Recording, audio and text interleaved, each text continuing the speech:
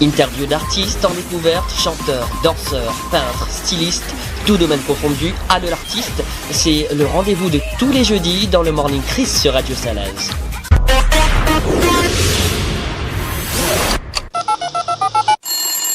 Radio Salaz, il est l'heure de retrouver Allo l'artiste. Et nous n'avons Mr Pascal aussi, bonjour. Salut Chris, ça va? Ça va. De quel côté ou surtout? Moi je suis du tampon moi.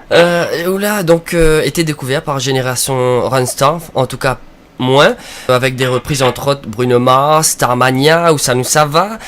C'est là que nous l'a découvert vraiment.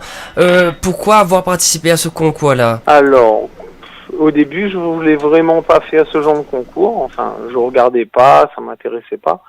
Mais comme je fais partie d'une église évangélique et toutes les semaines on va dire c'est plutôt un concert, on va dire, et les pasteurs au sein de cette église-là sont beaucoup dans la valorisation de la personne et mettent en confiance. Et du coup, ils m'ont dit, pourquoi pas. Enfin, si tu aimes la musique, où est le problème?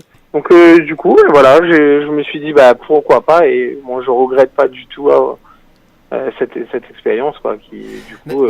Ou dit pour donner confiance entre guillemets. Pourquoi? Ou t'es un peu timide, introverti avant?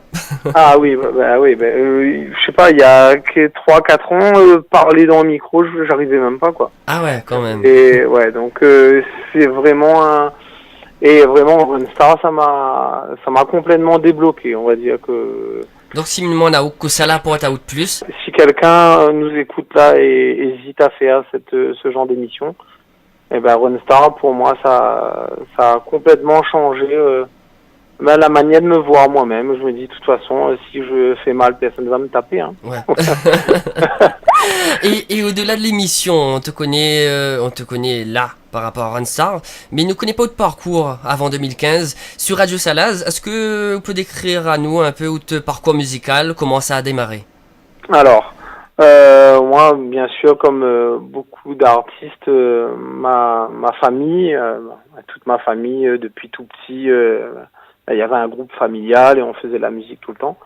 Donc moi, à partir de 12 ans, j'écoutais, je venais, j'avais envie de chanter. Et donc, on m'a demandé de chanter. À ce moment-là, j'étais en train de muer et c'était pas trop le moment de chanter.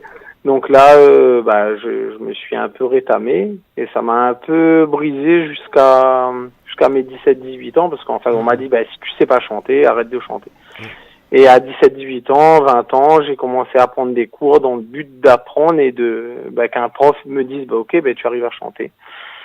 Voilà, mon objectif, c'était de chanter SOS d'un en détresse. Ah oui. C'était l'objectif, on va dire. Et ensuite, un jour, j'ai réussi à le faire et je suis arrivé chez moi, je me disais, c'était ça l'objectif de ma vie, c'est nul, quoi. Donc ensuite, j'ai participé aux émissions, enfin, j'ai fait le casting de La Nouvelle Star quand je suis parti en métropole. Ouais. Que j'ai vécu 5 ans en métropole. J'ai fait casting de Star Academy, enfin, jusqu'à la dernière étape, il restait très peu de personnes. Mais bon, j'ai pas été pris. Et ça m'a pas empêché, j'ai fait, voilà une première étape. Ensuite, j'ai chanté chez moi et c'est surtout à partir de 2009 quand j'ai intégré l'église Extravagance et j'ai commencé à chanter et on m'a dit tu sais chanter, vas-y, est-ce que tu. Et du coup depuis 2009, on va dire 2010, 2010, j'ai commencé à chanter à l'église toutes les semaines et voilà, donc la passion est revenue et voilà, et donc en Runstar a enchaîné derrière. Et on va dire que les deux familles, puisque votre fille aussi chante. Si me demande à où votre style musical, Pascal. Alors mon style musical, je vais dire chanson à texte. Plutôt, moi je rêve de faire une comédie musicale, on va dire. Ça c'est plutôt, j'ai envie de raconter des histoires en fait. D'accord. Des belles histoires et passer des messages positifs, on va dire. Comédie musicale, un petit clin d'œil à Giovanni Louise, peut-être, au niveau de radio. Et si moi, là-haut, ou des influences, donc ça sera que international, française, ça sera pas local alors? Local, alors, si, mais j'ai des influences locales quand même, parce que quand j'étais plus jeune, la cassette de l'album Où ça nous ça va tourner en boucle. Donc avec l'album où il y a Fléa Malher, Où ça nous ça va, enfin voilà, l'album Où ça nous ça va, quoi. Ça m'a beaucoup influencé. et David Sicard. On va dire ça, c'est plus ou moins local, mais après nationalement, la personne qui m'a le plus touché, c'est quelqu'un qui est décédé aujourd'hui, c'est Grégory Le Marchal. Effectivement, oui. Ah, lui, voilà quoi. Enfin, j'avais jamais pleuré quand lui il est mort, ça m'a vraiment touché quoi. Et donc l'émission La Révèle à où et surtout la surpris les téléspectateurs grâce à un titre revisité de Pierre Madère. Donc c'est grâce à où comme ils découvrent que c'est lui il chante Macumba d'ailleurs. Et maintenant, il n'y en a que ou de version il reste dans ma tête, m'y connais plus comment il chante l'original. Et mais ça demande à où, rappelle à nous un peu les faits parce qu'à la base vous devez chanter l'original à Renstar. C'est ça. Donc, comme tu le sais, Chris, on nous impose des chansons. On n'a pas le choix forcément de chanter ce qu'on veut chanter. Et après avoir chanté SOS d'un traîné en détresse, on me dit chante Macumba. Forcément, quand on dit Macumba, le refrain revient tout de suite en tête. Oui. Je me dis mais c'est pas du tout mon style. Qu'est-ce que je vais faire avec ça? Et après, du coup, je me dis je vais voir avec mon ami Arnaud Grondin qui a travaillé sur le single. Ok, allons essayer à notre sauce quoi. Et on a fait piano voix, j'ai enregistré sur mon téléphone, je me dis mais c'est pas aussi moche que j'avais dans mon souvenir parce qu'en fait la chanson est pas moche on va dire, mais je veux dire c'était pas le style, c'était le style des années 80 et c'est pas mon style, je veux dire, c'est une chanson quoi. un peu, c'était la découverte des sons électroniques. Ça passait en boîte de nuit, enfin, voilà. Et du coup, j'ai découvert le texte. Et le texte était assez dur. Et je me disais, comment j'allais m'amuser, danser sur un titre comme ça. Et j'ai proposé à Alain Técher, en plus, la semaine même de l'enregistrement. Donc, il m'a dit, mais non, on change plus d'arrangement comme ça au dernier moment, c'est pas possible. Mais j'ai été appuyé par la production et je remercie Didier Castelvy qui m'a appuyé. Il y avait Phil Barnet qui était là, qui a écouté, qui me dit mais non mais il faut que tu mettes ce que toi tu veux mettre dans la chanson et ça risque c'est un risque parce que ça peut ne pas plaire aussi. Salaz FM. Petite transition puisque cette émission, ce prime là. En tout cas, la Dame à Frisson ramène à ce que il devient un projet aujourd'hui. C'est ça. C'est que en fait, sur le moment, je me suis amusé, je me suis investi complètement dans la chanson. Donc forcément, voilà, quand on fait les choses à fond, les gens, ils finissent par être touchés par. Donc j'ai été surpris mais content par. Nicole d'Ambreville, elle s'est levée de son siège, elle a pleuré, elle est venue me faire un câlin, donc ça, je me suis dit que ça avait fonctionné. J'ai eu beaucoup de retours par rapport à ça, et du coup à la fin de l'émission, on était en métropole avec Phil Barnet qui est ami avec Jean-Pierre Madère. Ouais. Donc lui, il m'a encouragé, il m'a dit vas-y, lance-toi, l'aviation est tellement jolie que je pense que Jean-Pierre Madère sera content d'entendre ta version. Voilà, donc du coup, à partir de là, j'ai parlé avec Alain Técher, qui est directeur musical et qui est aussi arrangeur et qui dispose d'un studio. Donc on a travaillé ensemble avec Mathéo, avec son fils. Et voilà, donc on est content de l'arrangement parce que c'est, on va dire, l'atmosphère que dégage le titre me plaît. Maintenant, j'espère que ça va plaire au public. Ah, moi, j'adore parce que, vous fait penser à moi, voilà, chanteur un peu extraterrestre sorti à notre planète. C'est ça, j'adore, en fait. Aïe. Et donc, les Solpac aussi, il a travaillé dessus alors, parce que Alain Técher, c'est le... C'est ça. Là, c'est plus ou moins vraiment, vu que ça a été travaillé en studio, ça a été travaillé essentiellement par Alain Técher et par Mathéo. Voilà. Et puis, maintenant, on va parler aussi du clip qui arrive très bientôt. Ça arrive aujourd'hui. Voilà, ça tombe super bien. Voilà, j'ai eu le réalisateur tout à l'heure qui me dit que il est en train de peaufiner la fin là et que donc si tu veux en exclusivité, je suis à Radio Salaz. Voilà quoi. Et sans trop en dévoiler, puisque nous va retrouver ça sur la page Pascal aussi. Ça sera quoi un peu l'envers du décor de ce clip? Alors l'envers du décor, c'est que j'ai voulu raconter l'histoire et enfin je me suis écrit l'histoire dans ma tête et pour moi je voulais montrer une jeune fille qui rêvait de danser. C'est-à-dire pour moi, enfin, j'ai le privilège de travailler en plus avec ma fille qui est danseuse aussi, qui a 15 ans, qui danse du contemporain. Et donc elle représente la jeune fille dans la chanson qui rêve de danser. Donc ça commence rapidement sur la plage et ensuite on va dans un environnement, on va dire, qui représente les bidonvilles. Enfin, vous allez voir avec des magnifiques lumières.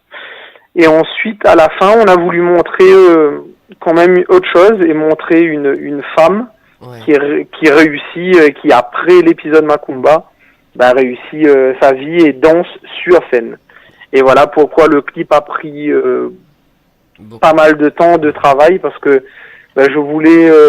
il y a eu une première version du clip il y a 1 mois, et j'étais pas satisfait de la fin, on va dire. Ouais. Et donc là, on a retourné les images, et enfin là, je pense que le résultat sera là. Quoi, après, comme il dit, il vaut mieux prendre le temps que ça soit bâclé et que voilà, vous les déçus. Et donc, Coup de Fille, il danse et il chante aussi, non? Non, j'ai une fille qui danse, donc Marion qui a 15 ans, parce que moi j'ai 4 enfants, et j'ai une grande fille de 18 ans, la deuxième donc elle danse, et la dernière elle chante, donc elle a participé à Kid Creole l'année dernière, et elle a été finaliste. Donc c'est pas les mêmes parcours. Voilà, donc ce qui est génial, c'est de pouvoir travailler en famille aussi, et de partager ses passions avec ses enfants, ce qui permet de donner nos valeurs, quoi, de persévérance, de travail, parce que entre chanter chez soi et produire un single et un clip, j'ai vu la différence. Hein. Entre chanter et produire, moi je pensais qu'un producteur c'était quelqu'un qui avait de l'argent et qui faisait pas grand chose. Non, le producteur c'est celui qui travaille le plus sur sur une production, que ce soit cinéma. Moi je vois les choses différemment maintenant, on va dire. Et justement, qui ça l'a produit, puisque il y a un CD que l'a sorti, nous allons en parler dans un instant, qui ça l'a produit tout ça? Le producteur c'est moi. Ah d'accord, ok, vous l'avez fait tout. Voilà, c'est pour ça que je disais qu'il y avait énormément de choses à faire entre le clip, par exemple, pour produire un clip, il faut avoir le scénario, ensuite il faut avoir le réalisateur, il faut organiser tout ça, il faut payer tout ça aussi. Enfin, ça demande beaucoup d'investissement. Il y avoir le storyboard. En fait, il faut faire le tournage. Il faut remonter. Enfin, c'est quelque chose d'assez incroyable. Et je veux dire, la vision de tout ça, entre voir les choses et produire, c'est un monde complètement différent, quoi. Et j'encourage chaque personne à comment apprécier le travail d'un producteur. Enfin, voilà, quoi. Enfin, il fait pas comme ça, quoi. C'est pas, mis un CD. C'est pour ça que des fois les choses prennent du temps. C'est que, la qualité, ça demande du temps, quoi. On peut pas... Salaz FM, la voix du cirque. Salaz FM. Le CD est sorti en, je ne sais pas combien d'exemplaires, mais les gens qui voudraient, quelques fans ou ça qui veut découvrir, comment s'en procurer, ces CD-là? Alors, pour s'en procurer, donc c'est pour ça que pour aller au bout du projet, j'avais envie d'avoir le CD physiquement. Et je pense que c'est comme une carte de visite, c'est quelque chose que quand j'irai dans mes prochains concerts, j'espère, non, t'inquiète pas. Voilà, et j'aurai mes CD avec moi et les gens ils peuvent supporter, quoi. Moi je vends le CD à 5 €, et il y a une compo, ce qui est génial c'est que pendant Runstar, on nous a demandé des compos, et du coup ma femme un soir elle a écrit elle a écrit un texte, et le lendemain on a créé une compo, et aujourd'hui cette compo là est sur le single, donc c'est ça, le Vepadiano. C'est ça, c'est un single avec Macumba et avec la compo. Donc parle-nous de la compo. Donc la compo, on va dire que c'est une histoire, on va dire, je parle de mon histoire avec Dieu. C'est-à-dire, ma femme et moi, on a vécu une histoire difficile en 2009. Aujourd'hui, j'ai 16 ans de mariage avec ma femme, et on a failli divorcer, et du coup, l'église, Dieu, et à travers l'église, on a reconstruit notre mariage, en fait. Et du coup, on a mis ça en chanson. D'accord. Et donc, la phrase d'accroche dit, accroche-toi et baisse pas les bras. Moi-même, des fois, quand j'écoute la chanson, je m'encourage moi-même, parce que à travers le projet Macumba que j'ai eu là, à beaucoup de moments, j'ai voulu baisser les bras parce que c'est pas facile d'avancer dans ce milieu-là, quoi. Il faut jamais baisser les bras, quoi. Et là, c'est pour n'importe quelle situation, n'importe quel projet, le travail, la persévérance, c'est que comme ça qu'on arrive à faire les choses. C'est pas, je veux dire, on peut être passionné, mais la passion, il faut qu'il y ait le travail avec la persévérance. Et bien peut-être nous va retrouver petit madame dans un clip futur pour cette compo. Et Pascal aussi qu'on peut retrouver sur Facebook, mais pour avoir les CD, voilà. S'il peut, voilà, là c'est un numéro. Me contacter directement. En fait, je distribue moi-même les CD, donc directement sur la page Facebook @Pascal Lossi accroché. Ou sinon, je peux vous laisser mon numéro de téléphone. Donc c'est le 06 92 01 88 05. Pascal, en tout cas, il fait moi plaisir que vous répondiez positivement à l'appel de Radio Salaz. Et je souhaite à vous beaucoup d'abonnés. Chris, moi je te remercie. Je suis content de t'avoir découvert aussi cette année. Oui. Et je te souhaite vraiment de nous partager ton univers dans la musique, parce que tu es un exemple pour moi de persévérance et de travail. Parce que ce que moi j'entendais de toi l'année dernière, je t'entendais chanter, cette année. Tu peux dire aussi que Génération Ronstar, c'est quand même un tremplin qui te permet de te dépasser, de te découvrir découvrir. aussi, ça me plaisir, hein. C'est assez extraordinaire, quoi. Ouais. Là, c'est vrai que là, ça descend un peu pour toi, on va dire. L'émission est terminée, mais voilà.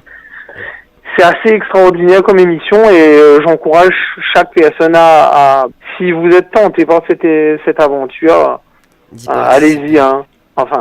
Fais péter, quoi. Nous ça découvre Pascal aussi, Macumba, et nous souhaite à vous bonne continuation encore une fois. Ok, je te remercie, Chris, à bientôt. Bye bye.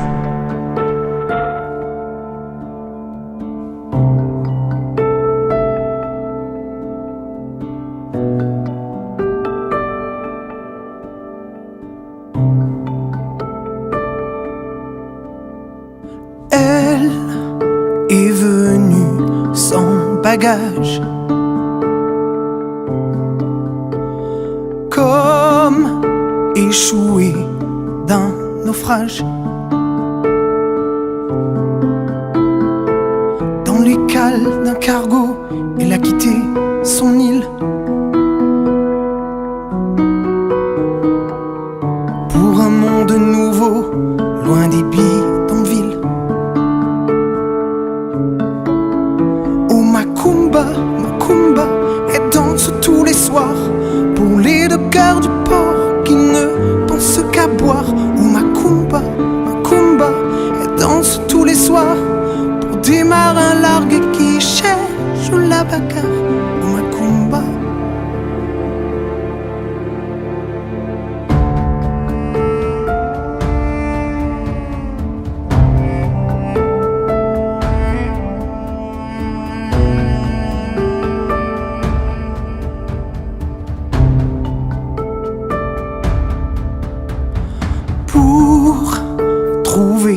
La force d'attendre, elle s'invente des rêves tendres, des verres de tequila réchauffent sa mémoire. De ces mots d'autrefois brûlant comme l'espoir. Macumba, elle danse tous les soirs pour les deux cœurs du port qui ne pensent qu'à boire. Oh Macumba, elle danse tous les soirs pour des marins largues qui cherchent la bagarre. Oh Macumba,